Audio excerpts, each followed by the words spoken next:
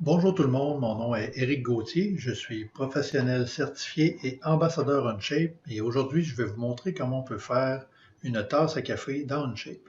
La première étape va consister à créer un nouveau document. On va appeler tasse à café et puis c'est pas une erreur ici, on peut utiliser des accents sur les lettres pour les noms de documents sans problème. Une fois qu'on a créé notre document, Onshape va nous créer automatiquement dans ce document-là deux onglets, dont un qui sert pour les assemblages, qu'on n'aura pas besoin ici, donc on va le supprimer, et un autre qui est le Part Studio, qui est notre environnement de création de pièces. La première étape pour notre tasse à café va consister à faire un sketch sur le plan top, qui est visible ici, celui-là ici. On va se créer un cercle qu'on va justifier à l'origine, comme ceci. Étant donné qu'on a déjà la mesure qui est dans un rectangle comme ça, on peut directement taper la mesure qu'on veut au clavier et puis ça va dimensionner notre sketch à 80 mm de diamètre. Une fois qu'on a notre cercle qui représente la base de notre tasse, une fois que ce cercle-là est fait, on va directement l'extruder à 80 mm de haut. Évidemment, une tasse, c'est rarement cylindrique, quoique c'est quelque chose qui existe aussi parfois. Mais dans notre cas, on va vouloir appliquer une forme conique. Donc, on va cliquer sur l'option Draft ici pour lui donner un angle, par exemple, de 10 degrés comme ça. Donc, on va accepter l'extrusion comme ça. On va cacher les plans à l'aide de la lettre P sur notre clavier. Puis, l'étape suivante, on va créer un shell comme ceci, avec la surface du dessus. Et puis pour l'épaisseur de notre shell, qui est la distance qui est ici, on va créer une variable. Donc on va taper la touche dièse pour créer notre variable. On va créer une variable de fonction qui représente une longueur qu'on va appeler épaisseur. Alors ici, on ne peut pas, par contre, dans les noms de variables, utiliser des lettres accentuées. Donc on va mettre la lettre E majuscule sans accent. Puis on va donner une épaisseur de paroi de 6 mm. Comme ceci, on va accepter. Ma variable est venue s'inscrire dans le champ d'épaisseur ici. Et puis quand je vais sortir du champ, en cliquant ici par exemple, on voit que mon épaisseur s'est ajustée comme épaisseur de paroi. Et puis je vais accepter ici la fonction pour avoir la forme de ma tasse. L'étape suivante, je vais venir faire un arrondi dans le bas comme ceci. Et puis, si on regarde le résultat que ça donne, on va faire une vue de coupe avec le plan front. L'arrondi, ce n'est pas répercuté à l'intérieur ici pour avoir une surface de 6 mm partout. Donc, ce que je vais faire, je vais simplement cliquer et déplacer mon arrondi extérieur pour qu'il soit fait avant de faire le shell, ce qui va permettre d'avoir la forme qu'on voit à l'écran pour ma tasse.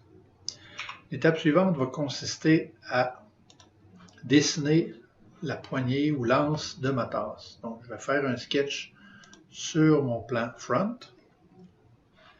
Et puis, pour pouvoir venir dessiner ici sur la paroi, je vais projeter sur la surface de mon sketch les surfaces intérieures et extérieures de ma tasse qui vont me servir de référence. Donc, je vais prendre cet outil-là, je vais projeter ici et ici. Je vais cacher ma tasse pour qu'on voit bien les surfaces projetées.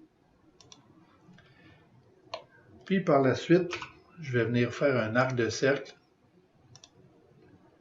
comme c'est ici, sur la surface en question. Je vais un petit peu agrandir la paroi, la hanse plutôt, on va la descendre comme ça ici. L'autre chose, c'est que je vais faire une épaisseur à mon anse, donc je vais faire un offset comme ça ici de la paroi.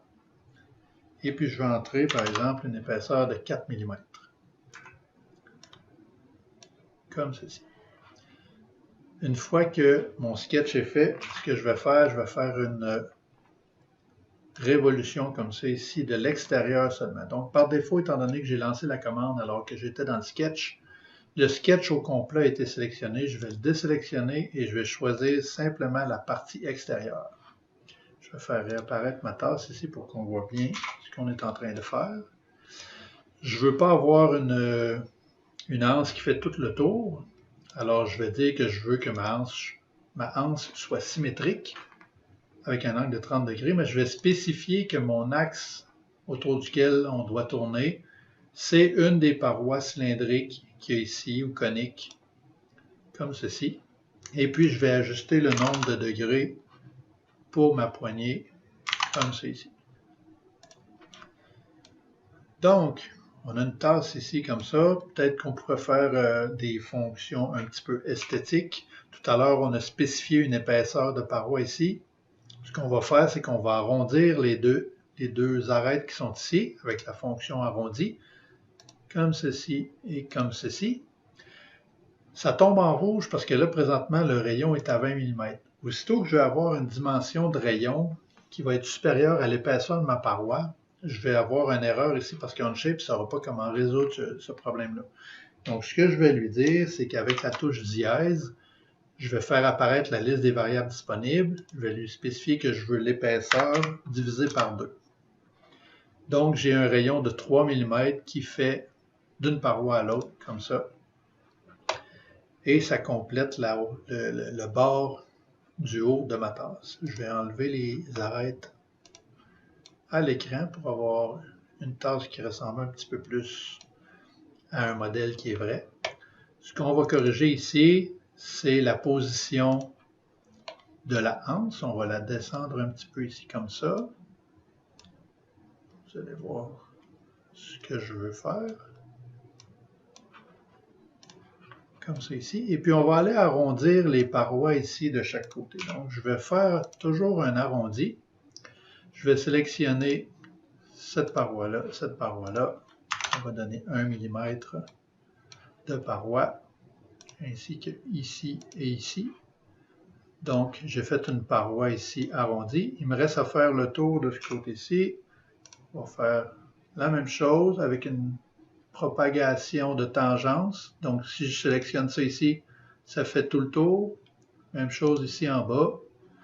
J'ai mis 1 mm.